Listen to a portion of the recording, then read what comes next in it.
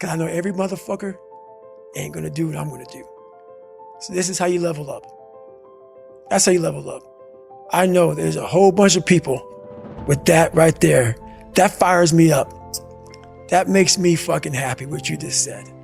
That brings joy to my life right there. Why? Because I know there's so many people that have the ability and just refuse to get off that couch. Refuse to study a few more hours. Refuse to go deeper, to go further. And that's where I gain the advantage. It's so easy to be great nowadays, my friend, because most people are weak. Most people don't want to go to that extra mile. Most people don't want to find that extra because it sucks. It's miserable. It's lonely. You talk about that you were kind of, lonely by yourself. I was the same way. And that used to hurt me growing up. Now I fucking thrive in that shit. That's the only place to be. Well, that was one of the things that is so surprising about growing up through difficulty. So loneliness is one example, right? Mm-hmm. Growing up as a lonely kid.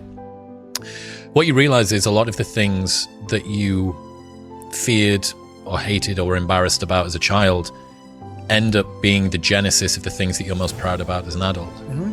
So the fact that you can work and thrive in solitude gives you the opportunity to be able to move to America and start a podcast, or mm-hmm. decide to do Hell Week 3 times in a row, or it doesn't matter how long or dark the course is, you're just going to stay. Mm-hmm. The fact that you were forced to be vigilant and to assess people, mm-hmm. to work out what's going on when you became an adult allows you to detect the vibe and the energy of whoever it is that you're speaking with, and know that this person's someone that I want to hang with and this person's somebody that I don't. Right.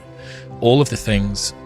In fact, I would go as far as to say there's not one thing in my life that I see as a pure advantage that doesn't have a dark side to it that mm-hmm. came about at some other point as well. Right. So one of the reasons that I spent so much time as a kid in my bedroom listening to audio tapes, because I didn't have anyone to play with, right? Only child, a little bit sort of unpopular.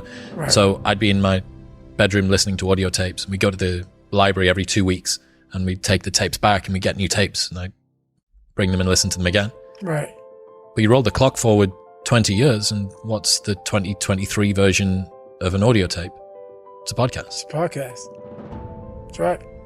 A lot of the things that you love and value in yourself in adulthood mm-hmm. are the light side of something that you were ashamed, fearful, disgusted by when you were younger. Yeah. I mean, I think that comes from overcoming. A lot of people, wonder, how did you become this? How did you become so vulnerable? How are you doing a podcast now when you were this kid? You overcame things. You fought them. And now this is what happens. This is on the other side of overcoming. You become very, very powerful when you overcome yourself.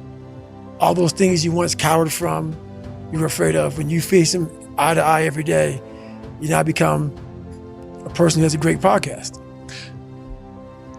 Let's say that there's someone listening who resonates with what you're talking about. Mm-hmm. They've been through trauma, they've been through hard times, mm-hmm. but they keep breaking promises to themselves mm-hmm. and they're struggling to get off the couch and they're having a pity party. Mm-hmm. How can they stop feeling sorry for themselves?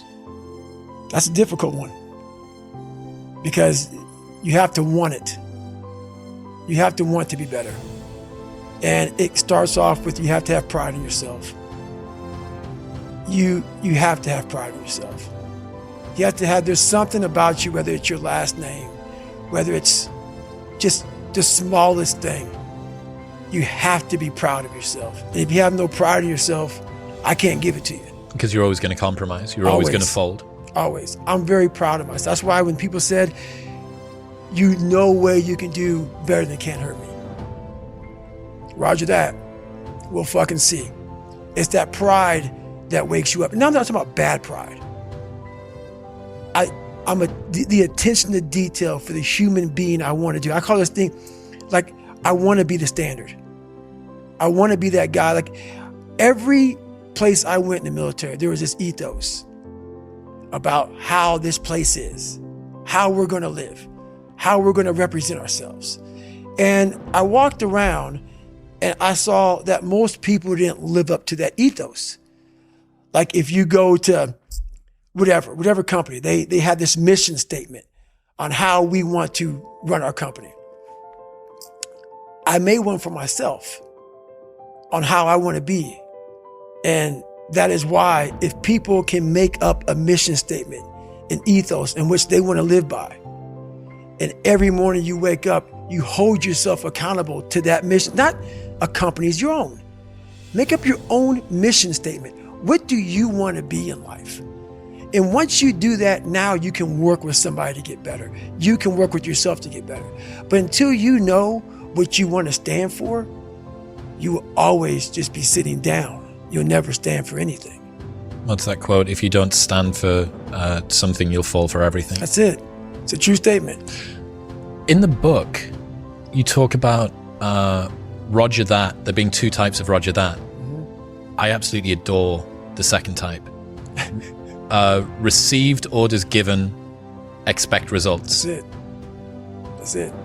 So cool. Above and beyond, more than was expected. That's right. To the letter. That's Roger that. That is, for me, what Roger that means. Received orders given. Yep.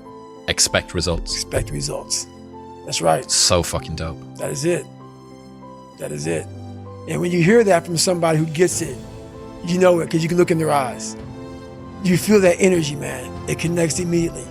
They're out here to get a job done. Roger that.